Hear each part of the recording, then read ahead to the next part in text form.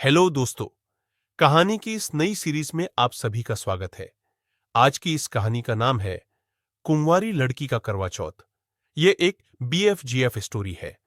अगर आपको Hindi stories, moral stories या बेड टाइम स्टोरीज पढ़ने का शौक है तो इस कहानी को पूरा जरूर पढ़ें।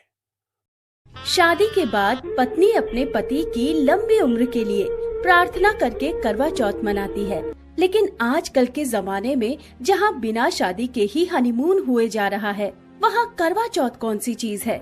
आजकल के बच्चे बहुत स्मार्ट हैं। रोहित तो बहुत ही ज्यादा होशियार है और ऊपर से उसका बाप अमीर भी है, इसीलिए स्कूल में उसका रौब चलता है। उसके आगे पीछे हमेशा 2-3 लड़के घूमते रहते हैं और रोहित उन्हें हुक्म करता रहता है। अरे आकाश, मेरे लिए बाहर से आइसक्रीम ला जरा। रोहित के कहने पर आकाश स्कूल के बाहर से आइसक्रीम लाता तो है, लेकिन लाते लाते आइसक्रीम पिघल चुकी होती है। इसीलिए रोहित बहुत गुस्सा हो जाता है। आइसक्रीम पिघल क्यों गया? लानत है तुझ पर, एक काम ठीक से नहीं कर सकता है तू।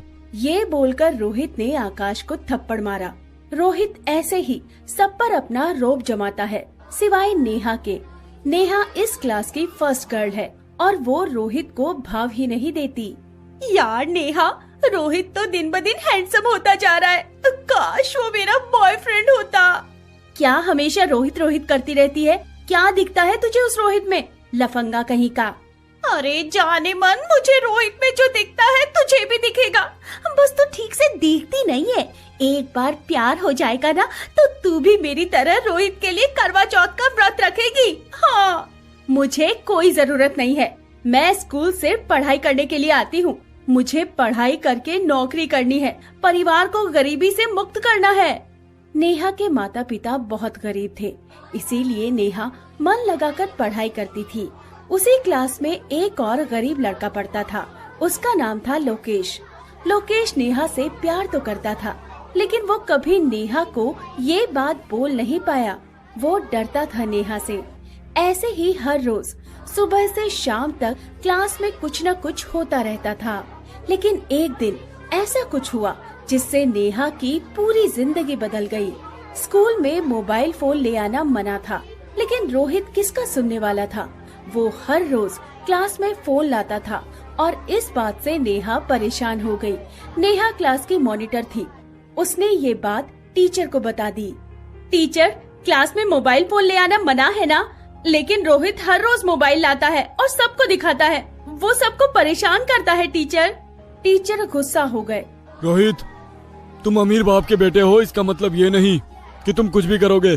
अगली बार ऐसा हुआ तो तुम्हें स्कूल से निकाल दिया जाएगा। टीचर रोहित का मोबाइल लेकर चले गए।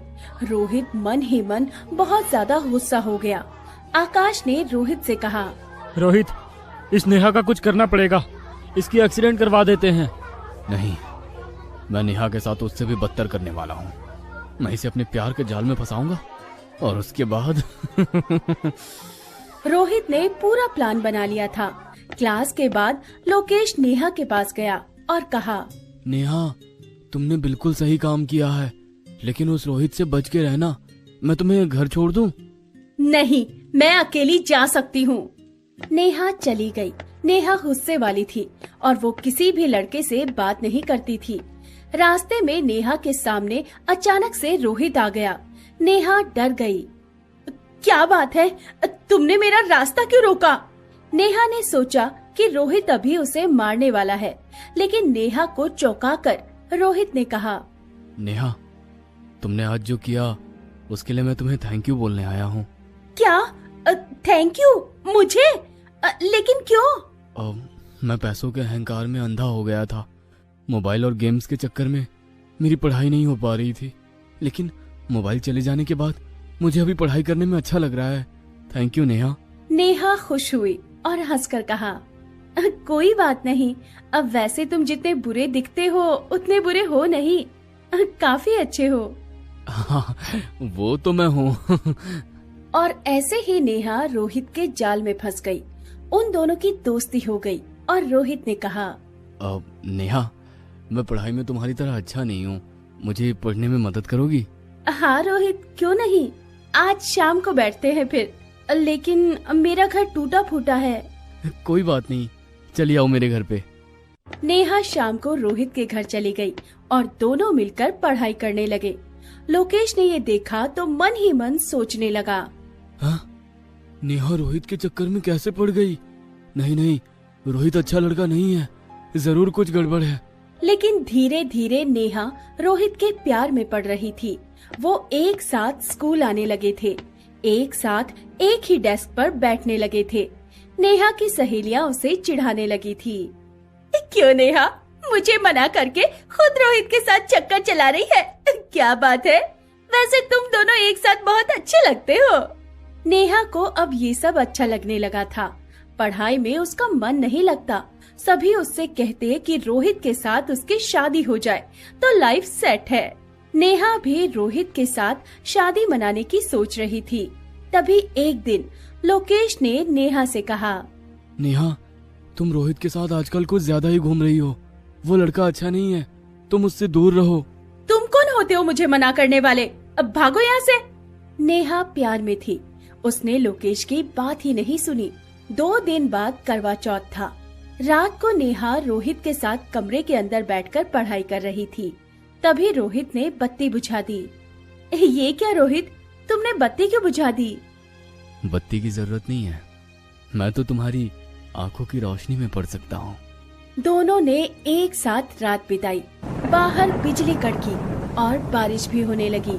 अगला दिन नेहा ने रोहित के साथ ही बिता दिया और अगले दिन वो करवा चौथ मनाने का इंतजाम करने लगी। लेकिन तभी उसे उल्टी हो गई। अरे ये क्या हुआ? अभी उल्टी क्यों हो गई? मैं प्रेग्नेंट तो नहीं हूँ? नेहा गर्भवती हो गई थी। वो तभी रोहित के पास गई और सब कुछ कह दिया।